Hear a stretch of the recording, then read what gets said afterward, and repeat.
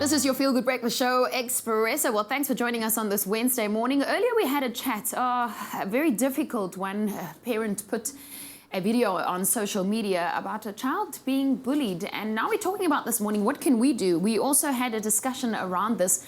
And we talked about the psychological effects of bullying and also a conversation around what to do if you are a parent of the victim or even of the bully. Well, educational psychologist Anel Annandale is with us in our studio this morning. And now thanks for having a chat about this uncomfortable and sore topic. You know, we want answers. What should parents do? How do we address bullying of a child? I think, you know, the old classic advice is that parents should just ignore it, leave the kids and they'll figure it out themselves. That's very rarely effective. It's not a very good idea to do that. Parents absolutely should get involved, but how you do it is very important. Now, earlier we had a joke about this. I mean, I tried to make light of the situation just to bring some relief, and I said, well, sometimes you just want to get involved. That's not the right way to do it. Yes and no. No, you don't want to just go in there like a bulldozer, and keep in mind that your child is already slightly embarrassed. So sometimes, even with your best intentions, all you're going to do is embarrass them more. What you want to do is address it perhaps with the school, address it with the child's parents. Just remember that it's very difficult, but think of them as your allies. You're not going to get very far if you start fighting with the bully's parents. Reacting harshly, I mean, I'm thinking of the children that are involved, because even the bully has feelings. And I want to say that because even parents of bullies know that their child is troubled, so it can't be easy.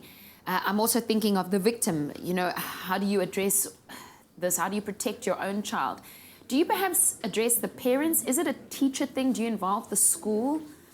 It's important for somebody to monitor the situation. And if you're not at school, absolutely, I think the teachers do need to monitor it. And similarly, the parents might not even know that their child is acting out or bullying others. So absolutely, but always remember to remain respectful. It's very difficult sometimes. I know as a tiger mother, you just want to get involved and you want to sort everyone out. Talking about sorting, I mean, I'm thinking about the primary life coach. You know, not all of us have the ability to go to a psychologist. Sometimes we don't know the advice.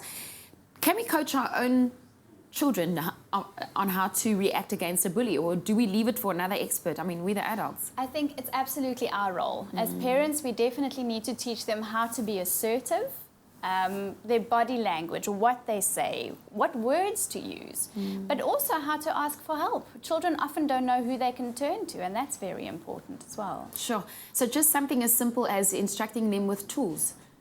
Absolutely. The tools are massively important. However, I would monitor the situation. If you have tried everything in your role as a parent and it's not getting better, it is important to decide at some stage to maybe remove them from the situation. Sure, to remove them from the situation. Well, we're getting answers this morning. Anel Annandale, educational psychologist, is with us in our studio.